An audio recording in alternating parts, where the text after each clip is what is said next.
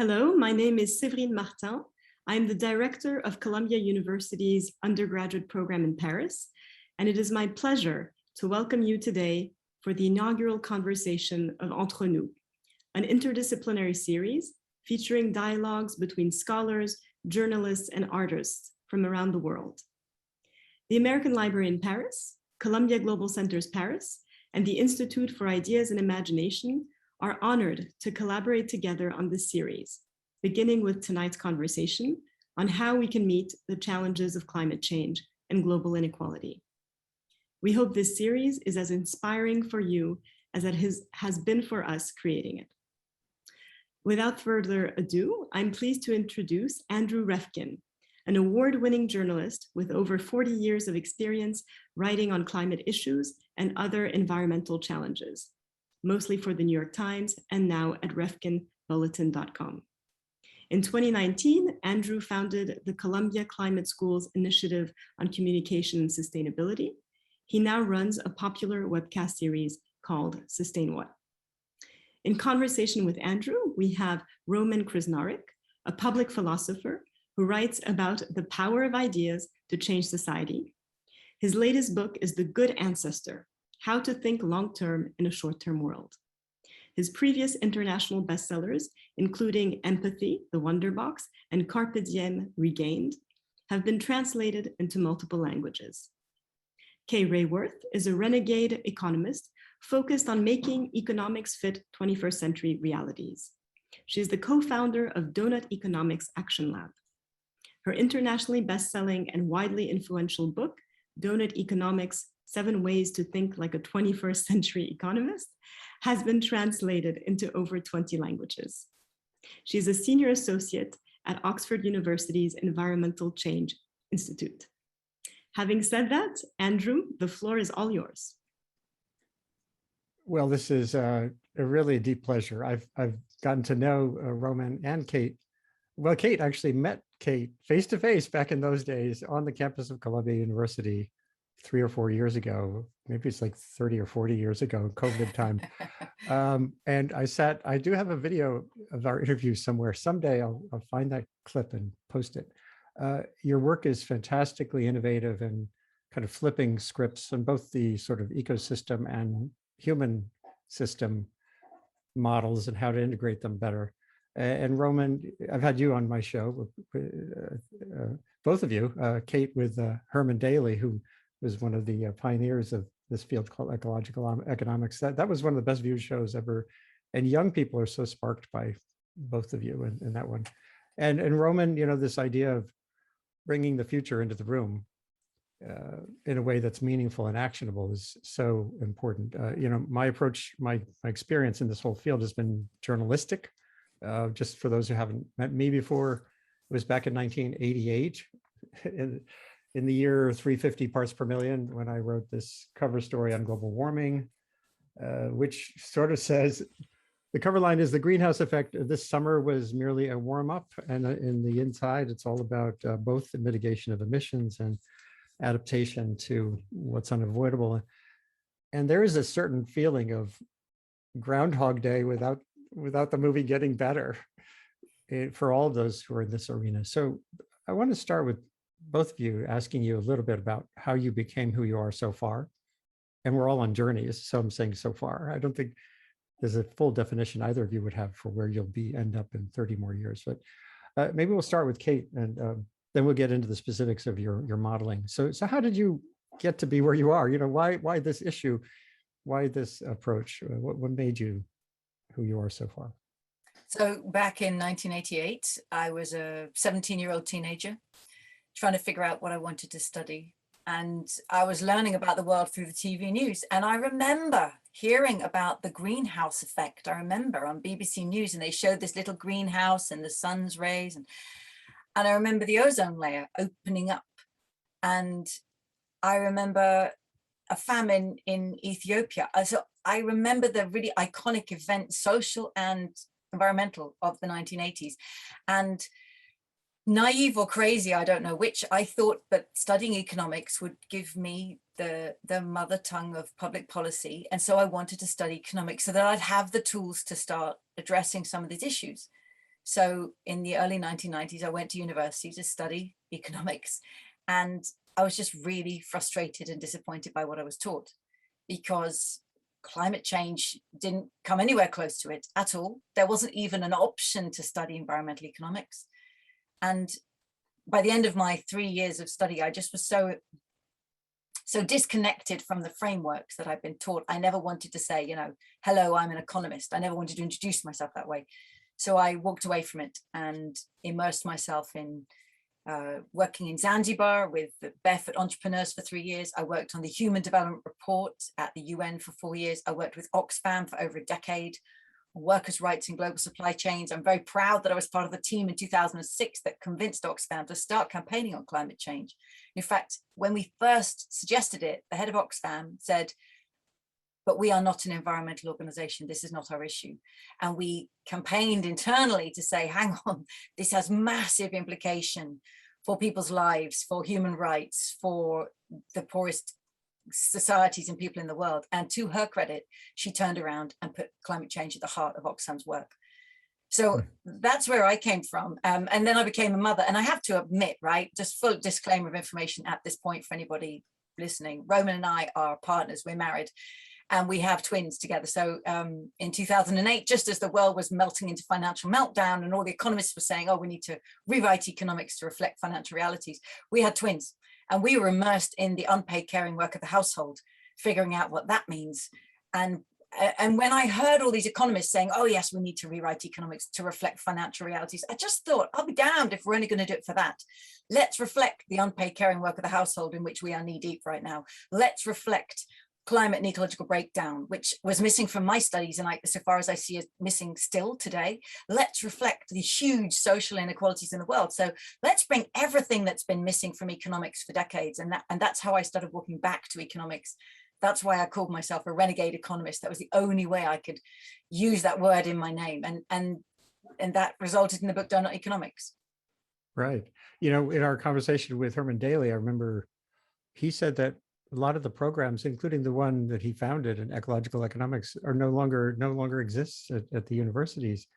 So I was going to ask, you know, how is part of your goal to normalize renegadeness, or is this about the another great ecologist, Jose Lutzenberger, who I met in the Amazon writing my book there in 1989? He said he used the word radical in a way that we don't think of these days, as the Latin root is to get to the root, to find the systems and work on them. Is there a prospect of normalizing this, or would that be actually, can it be normalized? Would that end up making it, breaking it?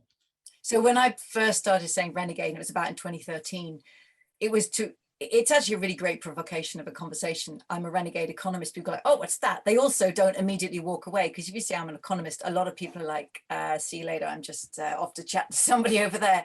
So saying renegade economist immediately politicizes it, immediately shows that you're somehow engaged, and it's opened so many conversations, and it's playful. Now people say to me, why do you introduce yourself as a renegade economist? That makes it sound like what you're talking about is weird or different. So it's interesting that, I've started moving towards saying 21st century economics that's fit for our times. And that still raises a question of what is that? But then it centers more that 21st century economics is surely the only kind of economics you'd really want to be studying. So it's interesting how, the renegade or the radical, at some point, of course, you want it to become the normal and what we're doing without getting greenwashed on the way. Yeah, well, we'll talk more about the specifics of this concepts you've come up with in a minute. So Roman, over to you in this title of public philosopher.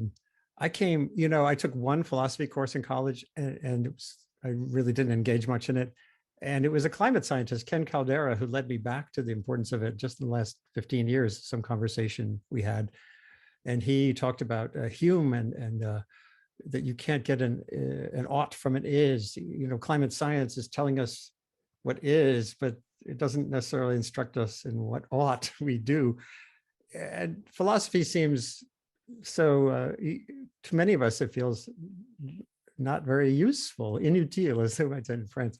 But it's like fundamental. So what does a public philosopher hope to do with your books and your discourse? Well, I stole that concept of a public philosopher from a Dutch friend of mine who, in the Netherlands, they have this great position called I think it's like a sort of the philosopher of the nation. It's like the philosopher laureate, like there's a poet laureate in many countries. And the Dutch have this concept of a public philosopher. And I really love that idea because when I studied philosophy as an undergraduate, I found it incredibly dry and narrow and unconnected with the world. But I'd always been driven by these questions of how to live. And I guess I started shifting from the question of how should I live to the question of how should we live? In other words, the collective decisions we need to make and how do we manage ourselves in communities on the one world, on the one planet we know that sustains life. And that to me is what public philosophy is about. It's about asking those questions of how to live for us collectively as a species. But, my route to get there was very sort of roundabout. I wasn't with the barefoot entrepreneurs of Zanzibar, but I actually started in maybe a slightly more conservative place, which was a political science department. And I did a PhD in political science. And I started at that time becoming interested in the concept of empathy and the power of being able to put ourselves in the positions of others and the way that that could create social and political change.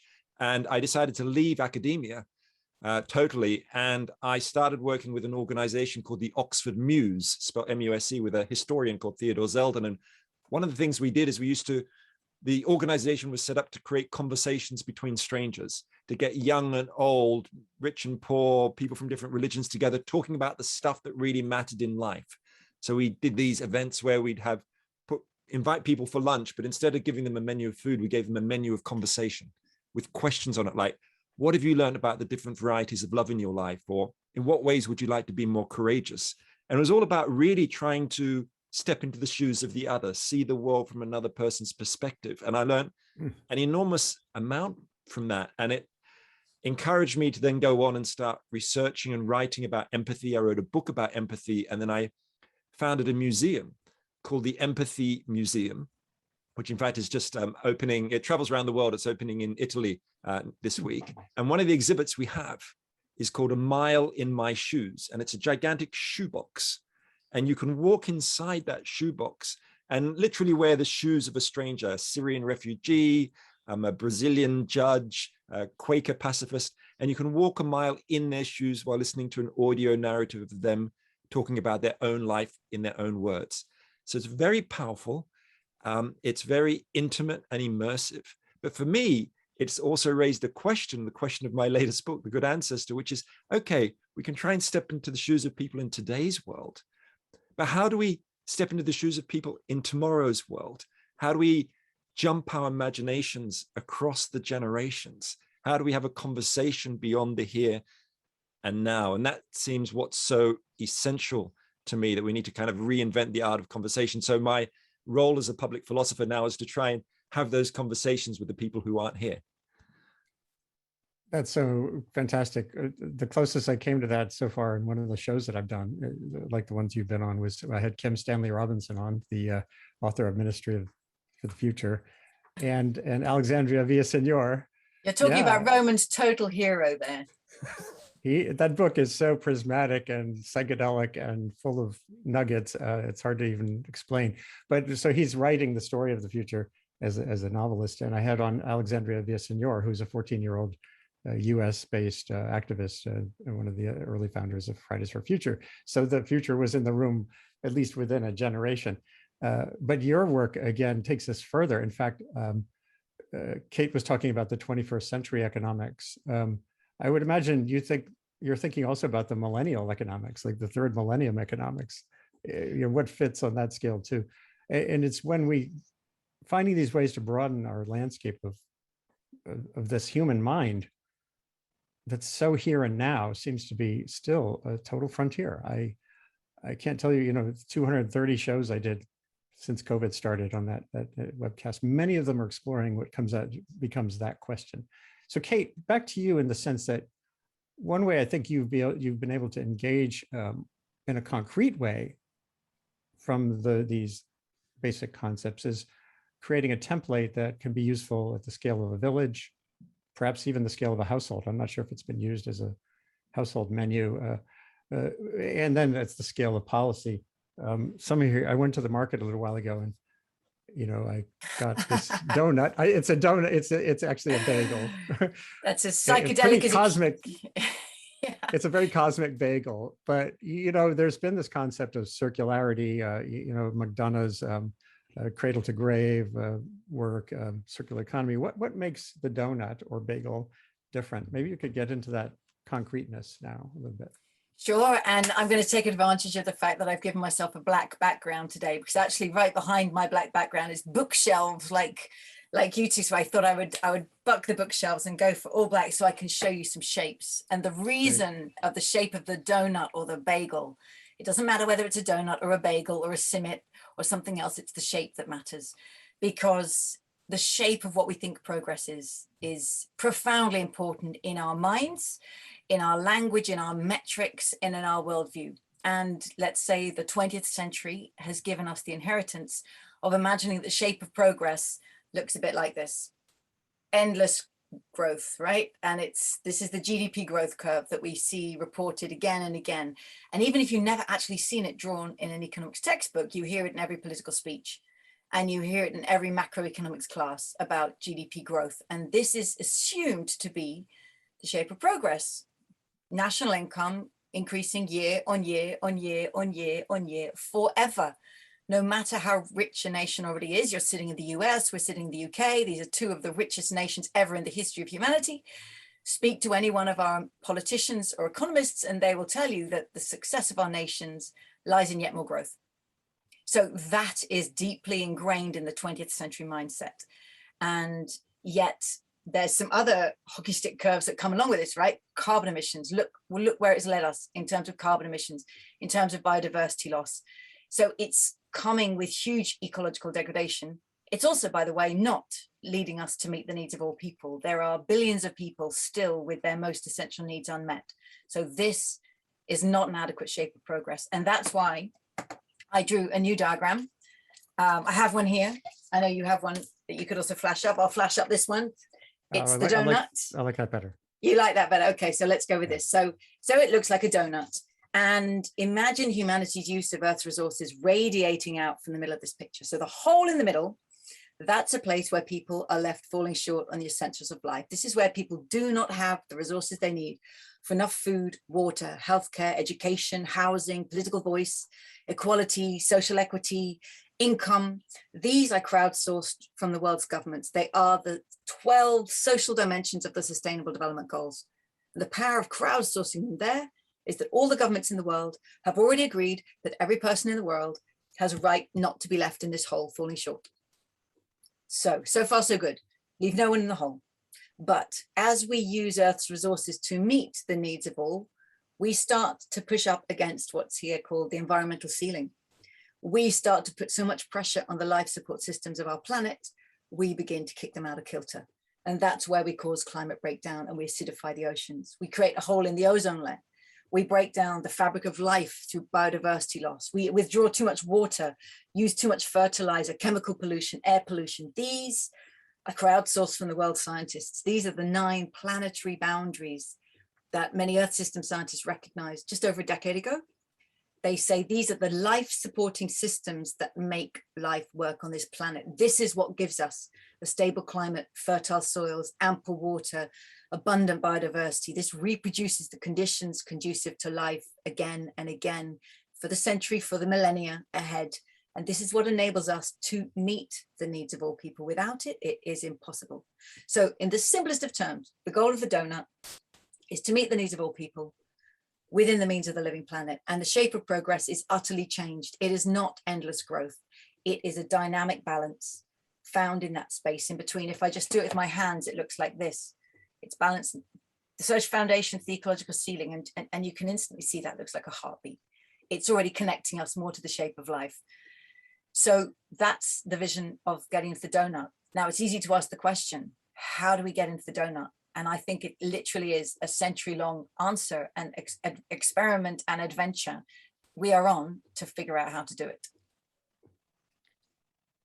It's a great model. The one thing that I think about when I look at it too is well, as we all know, those general curves of things like GDP can hide inequity enormously. You can have a beautifully functioning growth economy, and if it's not including the care economy, we did a session on this, the unpaid work, the structures that we don't think about that make it possible to have a healthcare system, to have healthcare for healthcare workers, for example, then it's impossible to measure. So within that structure, if you're thinking about how does that economic inequity map out on that donut? So I was working at Oxfam actually when I drew this model, and so the importance of showing the worst off, the most deprived, those who are falling short was really important to me. Here's the global donut with metrics plotted on it, right? So on the outside is how we're overshooting planetary boundaries. That comes from the Earth System scientists. For example, this ceiling on climate change is 350 parts per million of carbon dioxide in the atmosphere, and we know we're over 415. So we're overshooting and must come back in. Now let's go on the inside. This is all the people in the world. Here's the food. Good, yeah. Right? That little red wedge there on food goes 11% of the way to the middle of the circle, because 11% of people worldwide, according to the FAO, don't have enough food to eat every day. So, and even if you did a national donut, right, you'd see the extent to which people are falling short. So no matter how rich some people are, no matter how high the average is, if people are falling below the basic minimum, it's going to show up here. So this highlights the most deprived on purpose, because otherwise we get lost and carried away with averages and growth, right, and failing to see that some people do not even have their most basic needs met. So it actually actively highlights inequalities. So that's great. And now let's get to the ethics part of philosophy, and for both of you, but maybe Roman can weigh in first. The ethical frames that get applied to sustainability are sometimes more complicated than we think. We've heard a lot about climate justice, climate injustice, which was just revealed in what Kate was talking about. There's also energy injustice. In other words, there are parts of the world. I'll just give an example from what's happening ahead of Glasgow, the COP26. John Kerry, who I've known, as a source and as a journalist for decades, he's got what I feel is an antiquated approach to pressing countries to act, and I would almost say immoral approach. Actually, he's wagging his finger at countries like India, with a 2 ton per person per year contribution to that emissions part of the donut, from the standpoint of a 15 ton per person per year country, and saying you need to do more. And I see this many times in other aspects of the climate discourse right now, that where those who put climate in the foreground, slowing warming, are missing the vulnerability reduction that is really as primary an imperative as anyone would want to have a donut that's kind of a working system. How do you convey that part of the empathy point you made in your previous book? I think is really important here. But then it's like, how do you integrate that into decision making at like COP26 or the like? How is that possible? It's very fundamental, actually, because of the book I've written is really about how we think about the future and our relationship with it. And the way we think about the future is full of prejudices, biases, inequalities, whether we're looking forward in time or backwards in time. So, the great immunologist Jonas Salk, we've spoken about him before in the past, Andy, raised this question. He said, the great question about time is this: are we being good ancestors? So how are we going to be remembered by the generations to come? And that immediately raises that question of, well, what are our legacies going to be, and what have we inherited from the past? And if we think about our relationship with the past, clearly many of us have inherited some very positive things, like the cities we live in or medical discoveries we benefit from. But we are also the inheritors of very negative and destructive legacies in many parts of the world. So legacies of slavery and colonialism and racism that create deep inequities that must now be repaired, and legacies, of course, of economies that are structurally addicted to fossil fuels and endless growth, as Kate said, that must now be transformed. And once you take that historical perspective, this is why time is so important, you can really start recognizing that when it comes to carbon emissions, exactly as you say, one has to take into account, the per capita carbon emissions today and the historic emissions of the global north. And when I think about the future, one of the kind of metaphors I sometimes use is the idea that humankind has colonized the future. And that's really the idea that in wealthy countries, especially, we treat the future like a distant colonial outpost where we can freely dump ecological degradation and technological risk as if there was nobody there. But this dumping is unequal. It's particularly on the global south and vulnerable communities. And those future generations, particularly from those vulnerable communities, don't have a say in our political decision-making at national levels, at the global level, and so on. And the great guy called Philip Alston, who you may, I don't know if he's ever been on your show, but former UN Special Rapporteur for Extreme Poverty and Human Rights, he wrote this report a few years ago where he talked about the coming of climate apartheid, as he called it.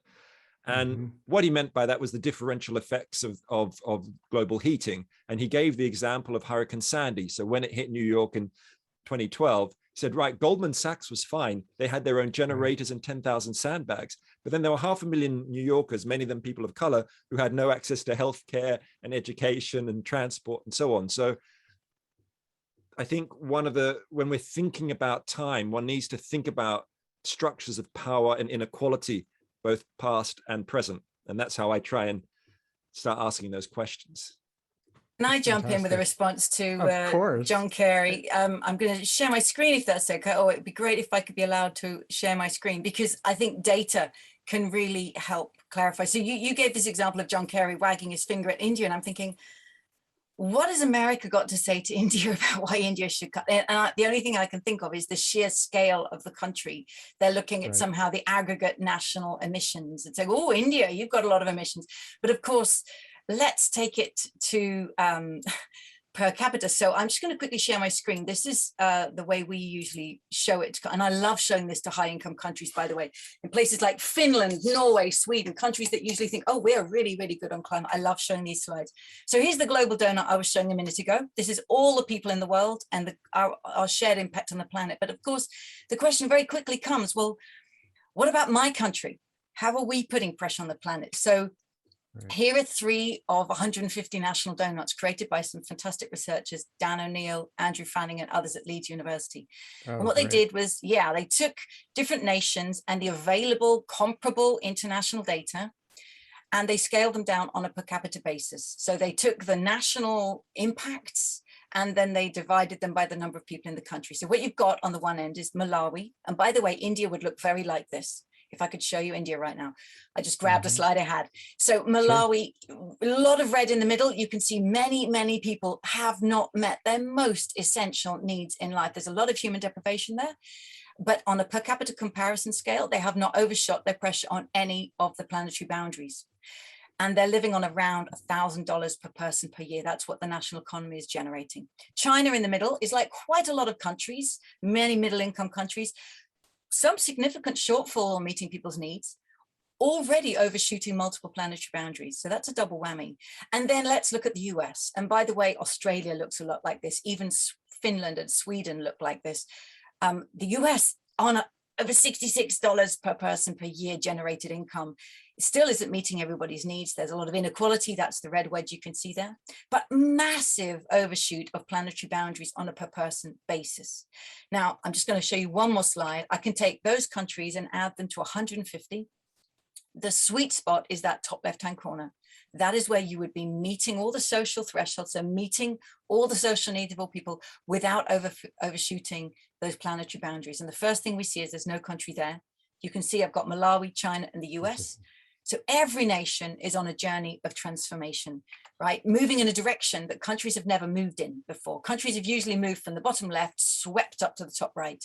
So every country, I would say this shows us all nations are developing nations now. There's no country in the world that should be calling itself developed or advanced. There ain't none. I've never been to one because the richest countries are doing it by massively undermining the life support systems of planet Earth. Last thing to say, these countries stand like separate dots on the page. But of course, they are profoundly interconnected through histories of colonialism, through military power, through current trade and finance rules, through ongoing resource extraction, and of course, the current and future impacts of climate change. And so this calls for transformation within every nation and between all nations. So if I could put this in front of John Kerry, I don't know how he would wag his finger at India. Look at India, down at the bottom, barely overshooting planetary boundaries, a long way to go in meeting people's needs. Can I just ask you a question though, Kate, or maybe Andy as well? Just what you were just saying there, Kate, just reminded me of at a TED Talk climate countdown summit last year. I remember there were two speakers from India with very different perspectives. One of them was saying we should have the right to emit more carbon than the countries of the global north because of this historical and colonial reasons.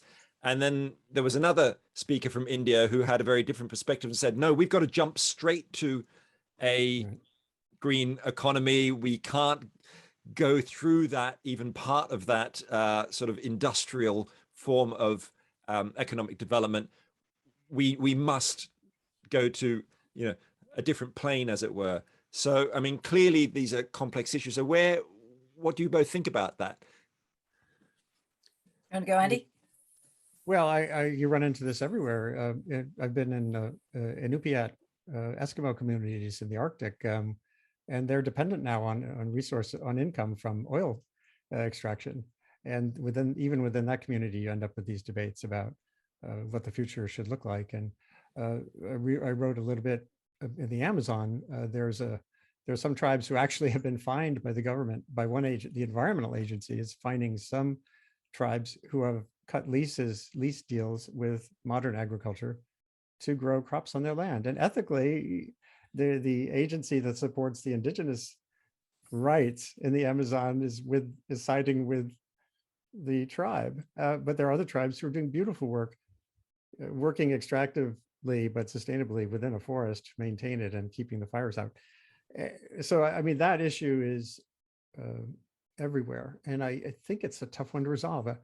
When I've written about the future of agriculture, you know, we live on a variegated planet that needs flour from commodity crops and needs income crops grown by smallholders in Kenya. And the future is hybrid. You know, it will have all of these things, whether you, I, or anyone watching wants that or not. And that's just part of the reality. But Kate, maybe you want to weigh in.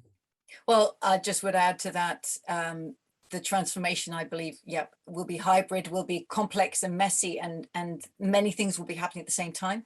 I think in the simplest of terms, though, the onus to move first and fastest and biggest is on those high income, long polluting industrialized countries that are putting by far 15 tons, of pressure on the planet. So that I know we all agree on. I know we all agree on that. I absolutely agree on that. Well, it actually reminded me, just last week I was in some conversation. I was doing some speaking events in Norway, and Norway is a really interesting country, which of course tends to come the top of every index on equality and well-being and happiness and so on. But once they are also one of the world's biggest drug dealers, that drug being fossil fuels, because they're the 8th biggest gas producer in the world, exporter in the world, and 15th biggest oil producer.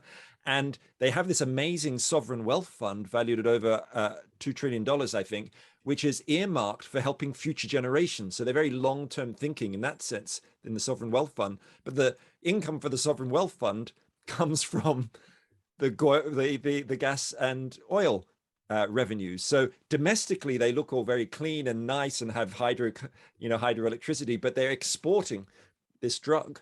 They absolutely have the means to make this transition faster than almost anywhere else in the world. They've got this sovereign wealth fund that can help them create, a transition to a kind of a Green New Deal. They've got 160,000 people who work in the oil industry. But if any country can possibly do that, the Norwegians can and should lead the world on it. This is such a core issue. Back in 2010 on my blog at the New York Times, my .earth blog, I was musing. This was when we had the Millennium Development Goals. This is before the Sustainable Development Goals. And I wrote a piece, and the headline was, "Do the top billion need new goals?" Because everything was about bringing up, quote unquote, the least developed nations, and nothing. And even in the SDGs, there, now they do integrate more of that. What does the top billion need to do? But I don't think that that's really adequately in the conversation yet. Even the Framework Convention on Climate Change, the foundation of the Paris Agreement, it's talked about common but differentiated responsibilities. And that's basically a morally centered argument. That's all about what you've just been saying. There are some wonderful questions coming in, and I'd love to be sure we leave enough time for them. The question I will ask just briefly before we get to them is about incremental versus transformational change. A lot of my young friends, a lot of the people on the Columbia campus, activists in the street, Fridays for Future, they have great energy, the Green New Deal. Much of that push and the emotion is centered around revolution, transformation. You have the UK spawned Extinction Rebellion, yet a lot of what we've been talking about so far is really incremental. How do we, what I love about the donut is it's about directionality. There are things that are heading that way. What can we do to measurably turn them around? So maybe quickly, brief view on this question of incremental versus transformation. Realistically, how do you address that? What do you foresee is necessary? So I think we do need transformation of our mindsets. We need to move away from thinking that we need to be sustainable, but with sustainable growth, of course, and make it more sustainable and a bit more equitable. And I think we actually need to take on a much more systems thinking mindset that says life on Earth must be regenerative by design. Otherwise, if it's not, it's degenerative. It must be distributive by design. If it's not, it's divisive. So we need to transform the fundamental dynamics. And that's a big shift in our thinking. And we don't yet know what that kind of policy actually looks like in practice, or what those business models and enterprises would look like if they're doing it. What I've seen and learned from both companies and governments that are aiming to turn things around is, if you say, okay, let's make this doable, let's make this feasible, let's be 20% better, whether it's a company or government, what I've heard people say this again and again. If you say we're going to cut our carbon emissions by 20%, most people in the organizations think, well, that's not me. That must be some other department. If you say we're going to cut by even 70 or 80%, you're going to get people coming running, lobbying as to why they should be the exception. If you say we are making 100% turnaround, everybody just knows, okay, this affects me, I'm in. And it just absolutely ratchets up the ambition and the clarity. So I've just seen people say time and again, just go for a transformational goal, because it will give the clarity of the message. I like Amsterdam's goal around circularity. They say we're going to be 100% circular city by 2050. We don't even know what that means, but they're going for it. And to get there, that's way too far away. We're going to be 50% circular by 2030. That's less than a decade. So in less than a decade, Amsterdam is saying that half of the materials that are in use in our city are going to be being used again and again. And to make that start happening now, we're going to have 10% circularity in government procurement contracts from next year. Now, I hear people say, oh, let's be more regenerative or more sustainable. And I always think, well, Kennedy didn't say, let's get closer to the moon. Like, are we going to get there or not? So that's what I've learned, and that's coming from practitioners. Transformative ambition is what actually drives action. That's so cool. I wrote about this in 2009 at one of the giant oil companies, BP. John Brown left a legacy there of best practices not being a number, but being an attitude. And they've done terrible things. And even after this 2009 story, there was the oil spill in the Gulf, but their gas operations, they had a culture of leak reduction to zero. And they attained it. So within that little part of that giant company, with all of its problems, there was a culture. There was a guy, he was kind of like the Australian shepherd, the sheepdog, who was running around the world, just visiting everybody once in a while and saying, how are you doing? And that felt like a really important prod toward zero as well. And it became kind of a cultural thing. So, and that excites me, even with all the problems we have with oil companies still. But then over to you, Roman, for this question of revolution or journey. I'm a big fan of disruption. I was reading a really interesting review of a couple of new books on the movement, on the anti-slavery campaigns in Britain in the 1820s. Britain had abolished the slave trade in 1807, but still had slavery.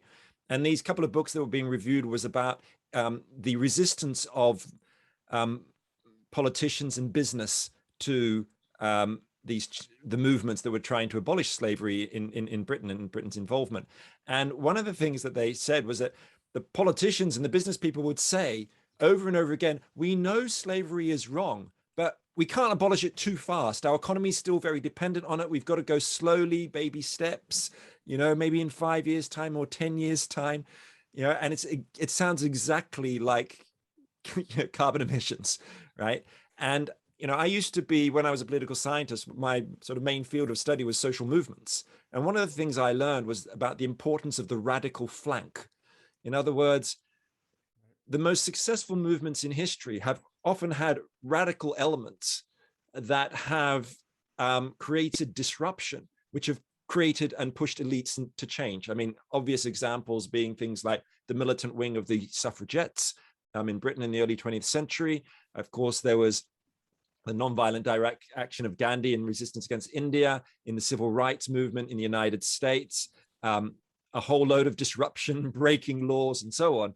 And so now, I've been on, and Kate's been on, part of the Extinction Rebellion protests, where I think, I don't want to speak for Kate, but I think for both of us, we really think we don't want to be out there breaking laws, but if that, but by choice. But if governments haven't been acting for the last 30 years with all the knowledge in the world, well, there comes a point where you've tried the various avenues, and the history books tell us that this kind of disruption makes a difference.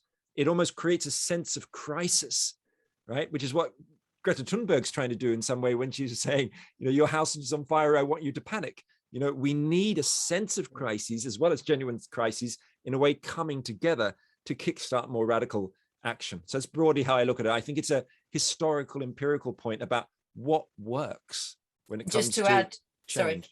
Just to add one point on that, when I was working at Oxfam and we were campaigning against companies and we were demonstrating outside their headquarters or campaigning against governments, at the time, they will say to you, your campaign and your protest is not constructive. This is not working.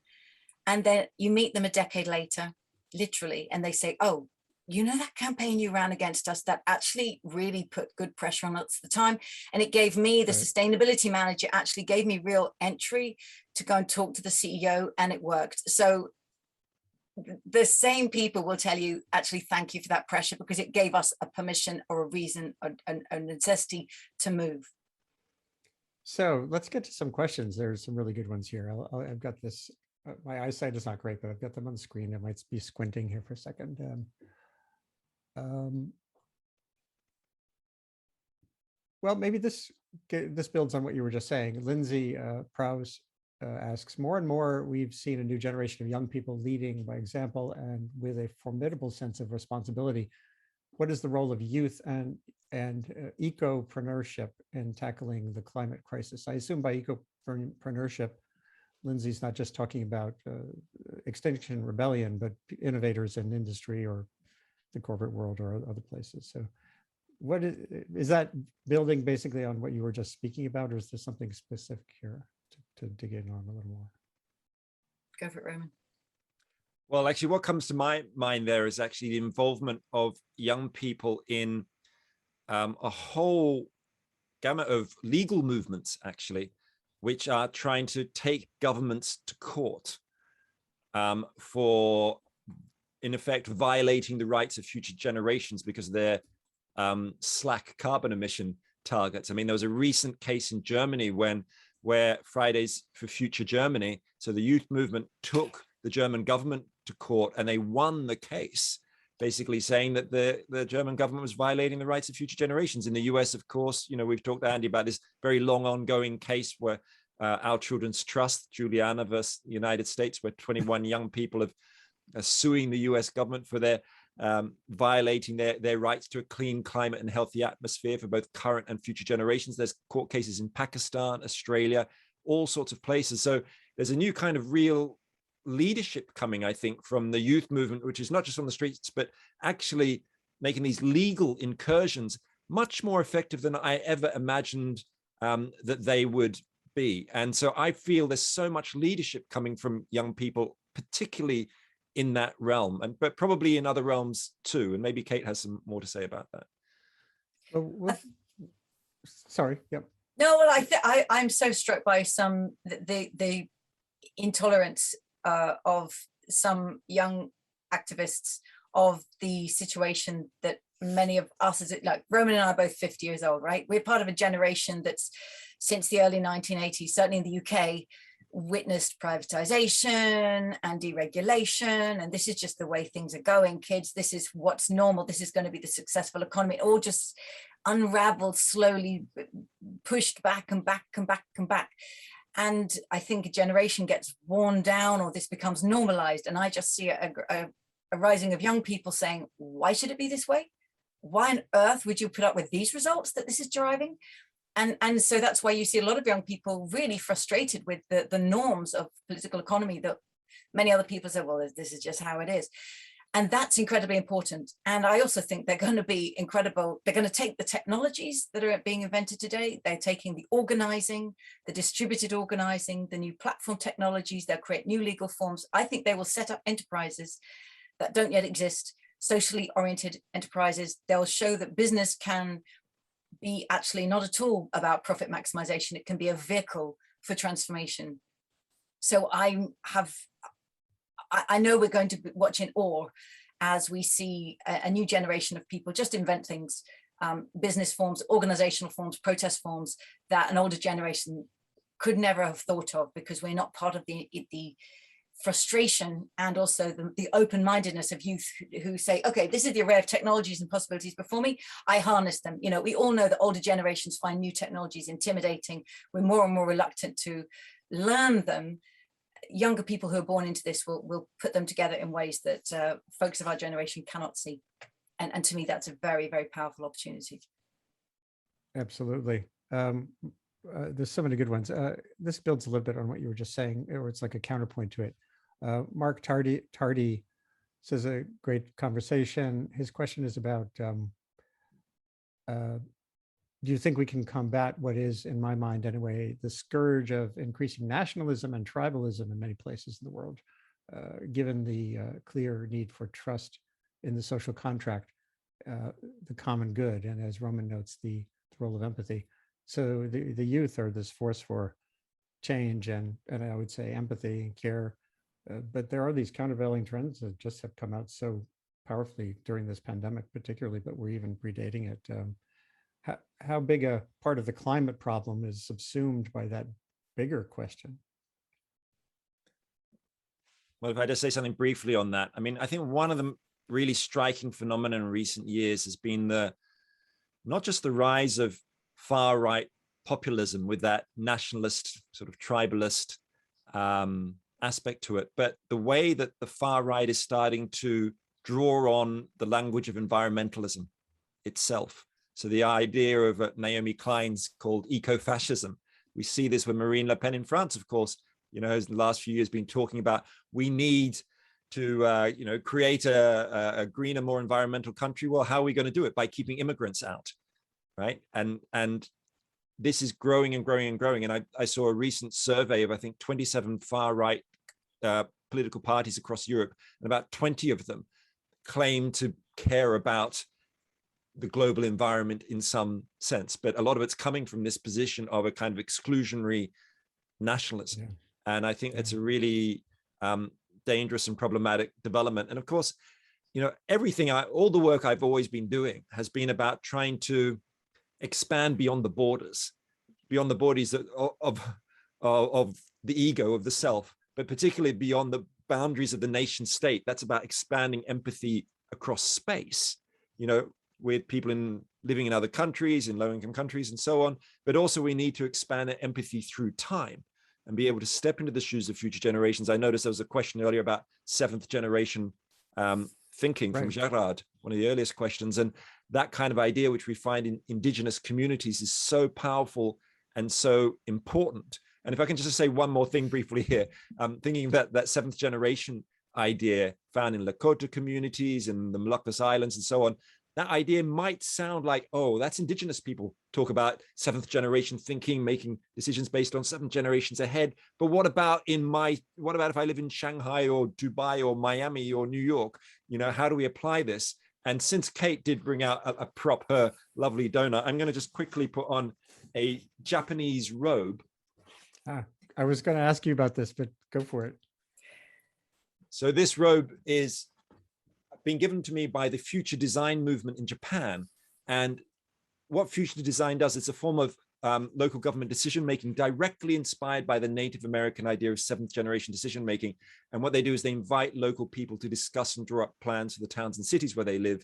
Half of them are told they're residents in the present day, and the other half are given these robes to wear exactly like this and told to imagine themselves from the year 2060. And it turns out the residents from 2060 systematically advocate far more transformative plans for the towns and cities, whether it's long-term investment in healthcare or action on climate. And this is now spreading to big cities like Kyoto, Japan's Ministry of Finance, big companies. The point here, though, I think, is that it's a kind of counter to the decline of democracy and the rise of far-right nationalism. It's actually trying to get us to think about the future, but also reviving participatory democracy through something really of the form of citizens' assemblies or citizens' juries. So bringing people back in, and that helps deal with that problem of nationalism in some ways.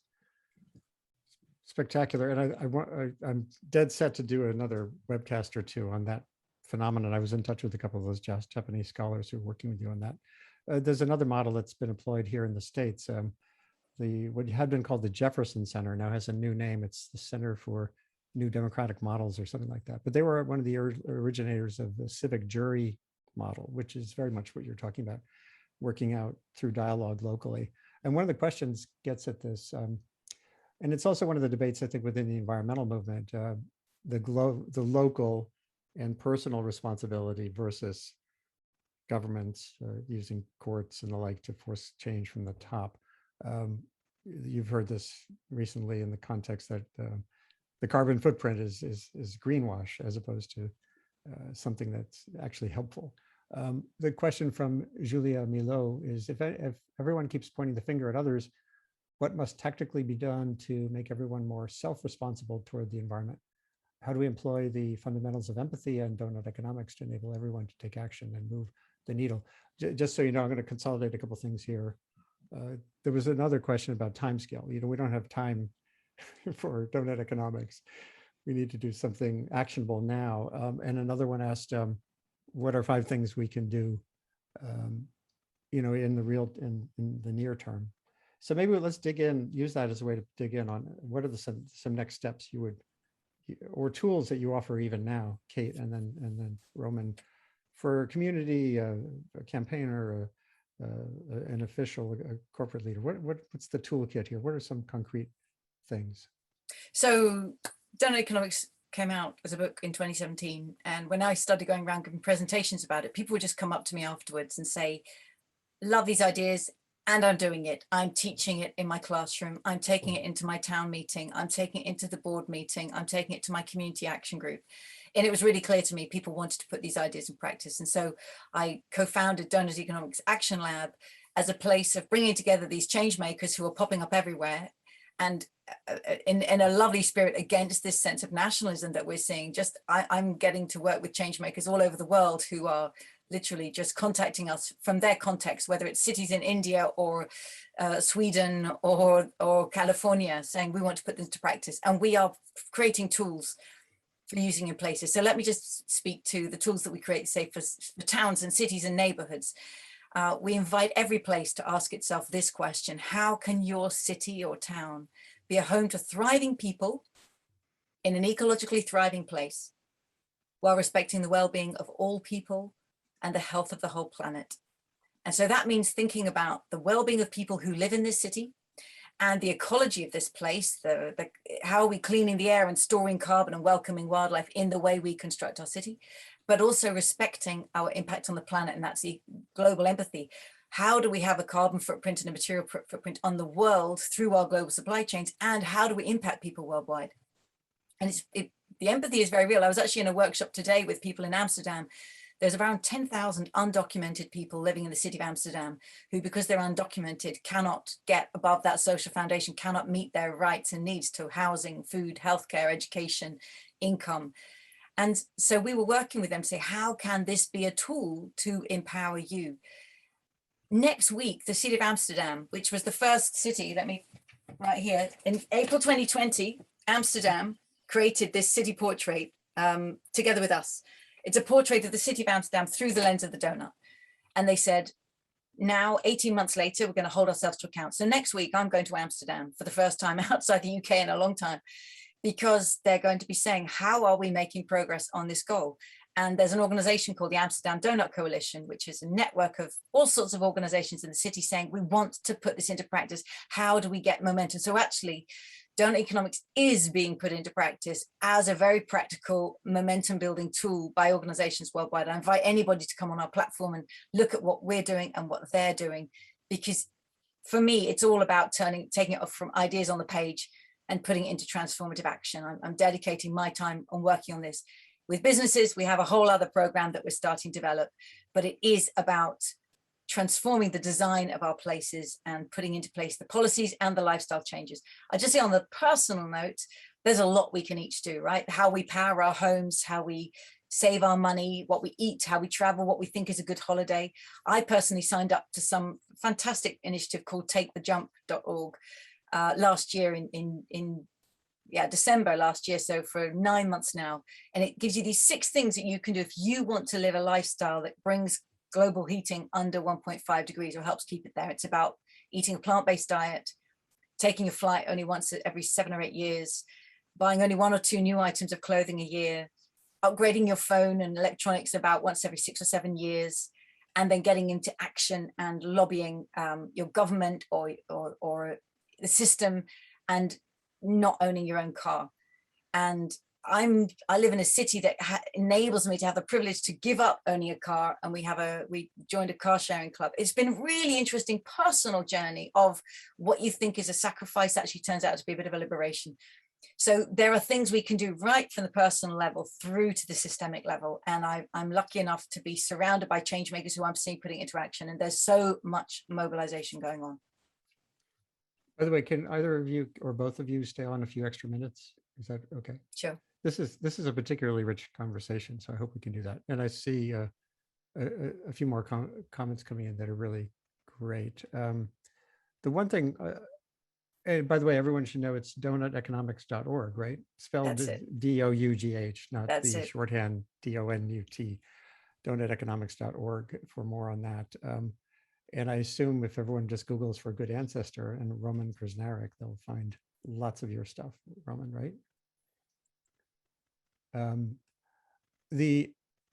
Let's see. Well, I get one of the questions was here is what's your sales pitch to those who are really stuck on the growth model? Like if you go into a room with the CEO or a politician who says, well, I can't possibly talk about this, my constituents would run the other direction. What's your sales pitch for this model? Well, to be honest, I don't have a sales pitch, because our strategy for working is go where the energy is and work with those who already want to bring about transformation. I was a mother of these tiny children when the book came out and thought, I have no time to knock on shut doors. I'm not going to waste my time. There are so many people who want to do this. And actually, I think the real sales pitch, whether it's to a business director or to a city mayor or a government, is to see, it's not me standing on a stage or on a podcast trying to convince them. It's seeing somebody like themselves, another CEO, another mayor, another politician, who's doing that thing they thought was impossible, but look over there, it's already happening. That is the most persuasive thing. So we focus our energy on working with those pioneers who are running ahead, and then they become the most persuasive reason for others to think, maybe I'm the one who's stuck in the past and the action's over there. Can I just add a little Roman, something for that, sure. just from the perspective of thinking about intergenerational justice issues, is that like when I go and give talks, for example, to politicians or sometimes CEOs, those kind of people, I'm just thinking to myself, how am I going to connect with them? How am I going to get them to care about the world that our children and children's children are going to inhabit? Well, exactly through that, through the idea of children and family. Even if I want to talk to politicians about something technical like discount rates, I almost always start by talking about the idea of the legacies that they want to leave, the fact that most of them have children, grandchildren, godchildren, young people in their lives who they really care about. And I often get them to close their eyes and do an imaginative exercise where they imagine a young person in their life when they're 90 years old. And they imagine that 90-year-old giving a speech about their departed ancestor, about them, about what they did to make their world a better place. And it's like a bridge to having a conversation about some of the more complex policy issues and so on. But if we can get everyone in the room, and it really works, whether the politicians are on the left or the right, or you're from a big multinational corporation or a local ecopreneur, there's something that we can all agree on there, which is we care about the world that our children's children are going to inhabit. And we know that if our daughter and our son, may well be alive in the year 2100. If we care about their lives, we have to care about all life, because they need air to breathe and water to drink. There's something that we all share in common. I think there's a power in that, in terms of communication of these issues. So with the communication point in mind, we'll come toward the end here. We're communicating miraculously, joining people from all around the world here, and you two from different parts of your house, and me from the Lenape territory, and in the river called the Hudson River Valley, named for a guy who happened to poke his boat in the river here in 1609, Hendrik Hudson. What's the role of the internet? What's the role of global connectedness, of data, the miraculous things we can do here? We've seen the downside of it in the Trump era, not just with him, but with the way misinformation flies around. Are you confident or nervous of looking at the evolving information landscape as it relates to the goals you've all laid out? I'll jump in and say, for me, first of all, at a personal level, the role of the internet has been massive. Most of the people I work with, I've met literally over Twitter. Andy, I think our first connection was me saying, oh Lord, an Anthropocene's bad enough. Does it have to be the Manthropocene? And you pick that up, and here we are, we know each other. Right. So actually, it's an amazing way. And I have to say, when I was a student of economics and I was frustrated, that was in 1993. And I was just frustrated, so I walked away. Well, decades later, post-financial crash, 2012-13, when economics students are really frustrated with economics, they connected on the internet and they founded Rethinking Economics, which is now a global movement of students calling to rewrite the discipline. So it has amazing, obviously, organizing power. And all the change makers that we're working with worldwide, we are connecting. So my organization, thanks to COVID, we actually learned we don't need to be a physical organization based in a little office in Little Oxford, in Little Brexit Britain. Why would you do that? We can be an online organization employing people all over the world. And we're now advertising to hire people internationally. And that's an amazing liberation. So I'm hugely grateful for learning that remote working can be incredibly empowering. I think much of what's going to help transform the world is learning from each other, learning the courage, learning the example, saying, hey, look what they did there. That's amazing. And if they did it, we can do it. And so we need that international connection. So I absolutely believe in, all the ways that the internet is being twisted and captured, but it's up for grabs. And there are many, many ways that we can harness these tools to bring about change that we definitely can't without. Yeah, I certainly agree. And Roman, I think it's pretty clear we wouldn't have met if it weren't for the miracle of all this connectedness. And the digital divide that's out there is to me just as much a part of that climate divide. People who are not able to get online in rural parts of the world, the poorest among us. You see transformational potential. The women who do the farming in parts of Kenya with a cell phone have transformed economics. They can control their money. It's such an important part of how we go. On the other hand, I just want to just to add to that slightly, just to recommend a couple of books to people if they haven't read them. One of them you probably know, which is The Age of Surveillance Capitalism by Shoshana Zuboff, which is, a political economy critique of the digital world and raising the question of who owns it and our data and how's it used. But then another more recent book that's come out, which I think is brilliant, by Kate Crawford called The Atlas of AI, about artificial intelligence. And the argument of the book is about the way equally we have to think of the way that AI is developing and raise those same questions that Zuboff kind of raises, which is what's the political economy underneath it? What are the labor conditions, the inequalities, the racism that's built into these technologies, the minerals that are being used? Where's the lithium coming from? It's not just about fantasizing about, are we going to live in the world of the Matrix or not? Yeah. So, and I think this comes back to Kate's point, really, that underlying it, which is there are social struggles that are going to be happening and are happening in this digital realm, that we need to democratize the tools so they can be used well to create donut coalitions, to create movements, to create disruption. And I'm going to jump in. On any technology, on any organization, we can ask ourselves, what is its purpose? So AI or the internet platform or any platform, what is its purpose? Why does it exist in the world? What is it in service of? How is it networked with its customers, with its suppliers, with its users? How is it building relationships? How is it governed? Who has voice in decision making? What are the incentives and the metrics of success? And crucially, how is this technology being owned? Who owns it? Because who owns it profoundly shapes how it's financed and what that finance expects and demands, and whether it cuts against the purpose or actually is in service of it. So I use these 5 design traits that I learned from Marjorie Kelly as a bit like being a detective on the world, whether it's about a business, whether it's about a technology, it all comes down to how it's deeply designed, and that will shape what it does and can be in the world. Fantastic. Well, Severine has popped up here again to help close things out. I want to show one last thing, because everything that you've described so far is a mix of motivation and then measurement or attempts at measurement. And without that motivation, without that ethical construct at the core, it's hard to know. It's hard to be confident about.